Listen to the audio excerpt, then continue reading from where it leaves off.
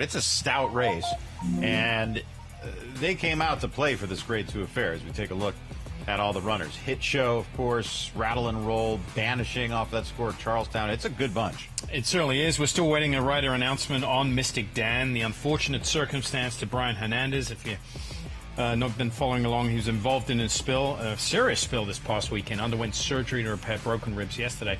A replacement has already been named for Torpedo Honor. That's Flavian Pratt. We're still awaiting it for Mystic Dan. This is Mystic Dan in the Blame Stakes back on the 31st of May, as we're taking a look at his performance this day. A good performance. Yeah, I mean, he's beating Antiquarian, who came back and won the Jockey Gold Cup there, so over Mindframe. So, I mean, the form has held up well. Post-time, finished third this day. He came back and won pretty impressively. So, I mean, the form is good.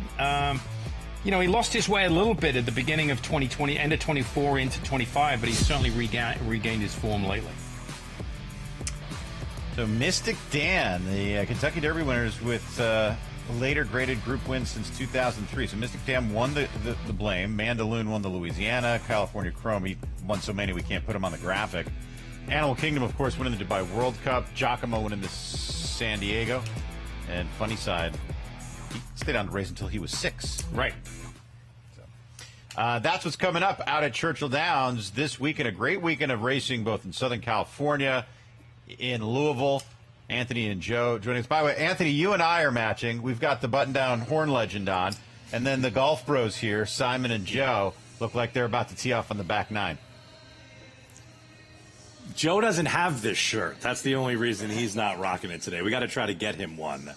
Hopefully someone listening can get you one of these shirts. If it's free, I'll wear it, Anthony. Yeah, it'll be free. Don't worry, Joe. Simon, I just wanted to say that Kenny McPeak talked to Andy Biancone earlier today and said that Francisco Arrieta is going to ride Mystic Dan if there are no other scratches in the Lukas Classic. So he's been named to ride. If another horse in the race does scratch and one of the other riders does become available, then Kenny can switch. But as of right now, he's going to wait, he said, until the morning of to officially name that. Yeah, and what a race it's going to be. I mean, we have Hit Show coming back. Hit Show, Rattle and Roll, and Disarm both ran. All three of those ran in this race last year with Hit Show winning in, and he's coming off of winning the West Virginia Governor's Cup. So look for it to be a really, really good race. How about Banishing? I mean, Banishing hasn't missed a dance all year long. Was a neck behind Mindframe in the Grade 1 Churchill Downs on Derby Day.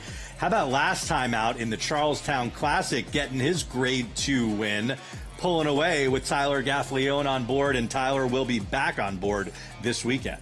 This horse seems to bring his track everywhere he goes. Oakland Park, he won. He came here to Churchill Downs, not a winner, but was second by a neck in the Grade 1 Churchill Downs. Ellis Park, he won by a nose, and then right here in the Charlestown Classic, won going away by 2 1/4 lengths. Has banked $1.5 million this year. This is a tough field, though. I mean, you've got the Derby winner in Mystic Dan. You've got Banishing. How about Hit Show, who won the Dubai World Cup earlier this year, now with career earnings of over $8.5 million.